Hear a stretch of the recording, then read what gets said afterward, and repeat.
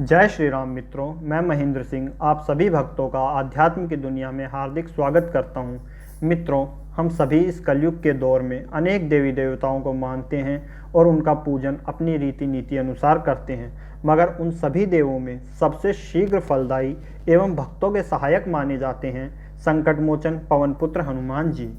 हनुमान जी के लिए यह भी कहा जाता है कि वही इस कलयुग में ऐसे देव हैं जो जीवित हैं।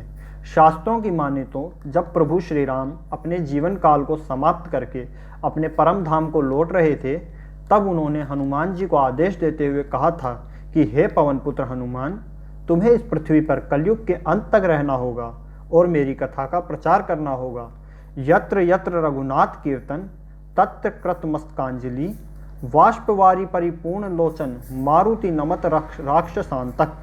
अर्थात कलयुग में जहाँ जहाँ भगवान श्री राम की कथा कीर्तन इत्यादि होते हैं, वहाँ वहाँ हनुमान जी गुप्त रूप से विराजमान रहते हैं और उस कथा को सुनते हैं। सीता जी के वचनों के अनुसार अजर अमर गुण निधि सुत होऊ करऊ बहुत सदुनायक छऊ।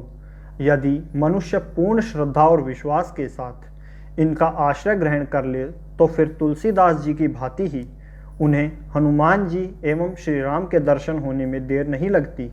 हनुमान जी के जीवित होने के प्रमाण समय समय पर प्राप्त होते रहे हैं। द्वापर युग में जब भीम के भीतर अपने बल का अहंकार आने लगता है, उस समय भगवान श्री कृष्ण की आज्ञा पर हनुमान जी एक वृद्ध वानर का रूप धारण करके भीम के बल और अहंकार को नष्ट करते हैं और फिर धर्म युद्ध में रथ की ध्वजा पर विराजमान होकर उस युद्ध में उनकी सहायता भी करते हैं।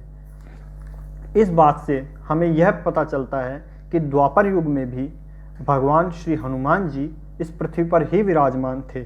इसका दूसरा उदाहरण हमें 16वीं सदी के महान संत कवि तुलसीदास जी को जब हनुमान जी की कृपा से ही राम के दर्शन हुए थे, इससे भी पता चलता है। यह कथा कुछ इस प्रकार है कि हनुमान जी ने तुलसीदास जी को कहा था कि श्री राम और श्री लक्ष्मण चित्रकूट नियमित रूप से आते रहते हैं। मैं वृक्ष पर तोता बनकर बैठा रहूँगा, जब राम और लक्ष्मण आएंगे मैं आपको संकेत दे दूंगा। हनुमान जी की आज्ञा के अनुसार तुलसीदास जी चित्रकूट घाट पर बैठ गए और सभी आने जाने वालों को चंदन का तिलक लगाने लगे। राम और लक्ष्मण घाट पे आए तो हनुमान जी गाने लगे, चित्रकूट के घाट पे भई संतन की भीड़, तुलसीदास चंदन घिसे तिलक देत रघुवीर। हनुमान जी के यह वचन सुनते ही तुलसीदास प्रभु राम और लक्ष्मण को निहारने लगे। इस प्रकार तुलसीदास जी को भगवान श्री राम के दर्शन हुए थे। इस कथा से यह प्रमाण मिलता है कि हनुमान जी का अस्तित्व कलयुग में भी है। अब आप सभी के हृदय में यह प्रश्न उठ रहा होगा, यदि हनुमान जी कलयुग में पृथ्वी पर है उपस्थित हैं तो कहाँ पर है? तो आइए अब अंत में हम जानते हैं कि हनुमान जी आज भी शरीर कहाँ विराजमान है। शास्त्रों की माने तो हनुमान जी कलयुग में गंधमादन पर्वत पर निवास करते हैं। ऐसा श्रीमद् भगवद गीता में वर्णन आता है।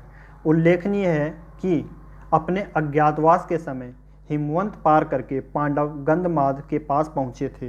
एक बार भीम सहस्त्रदल कमल लेने के लिए गंधमादन पर्वत के वन पहुँच गए थे, जहाँ उन्होंने हनुमान जी को लेटे हुए देखा और फिर हनुमान जी ने भीम का घमंड चूर किया था। गंधमादन पर्वत का क्षेत्र और वन।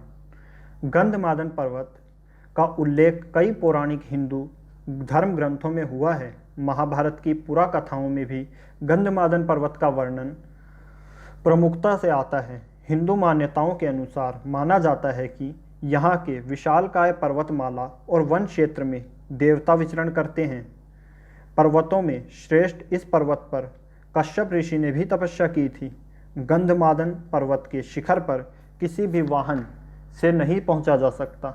गंधमादन में ऋषि, सिद्ध, चारण, विद्याधर, देवता, गंधर्व, अप्सराएं, किन्नर निवास करते हैं। वे सब निर्भीक विचरण करते हैं। वर्तमान में कहाँ है गंधमादन पर्वत? इसी प्रश्न के साथ हम आपको बताते हैं कि इसी नाम से एक और पर्वत रामेश्वरम के पास भी स्थित है, जहाँ से हनुमान जी ने समुद्र पार करने के लिए छलांग लगाई थी। लेकिन हम उस पर्वत की बात नहीं कर रहे हैं, हम बात कर रहे हैं हिमालय के कैलाश पर्वत के उत्तर दक्षिण में केदार पर्वत स्थित है। गंधमादन पर्वत भी वही है। यह पर्वत कुबेर के राज्य क्षेत्र में था।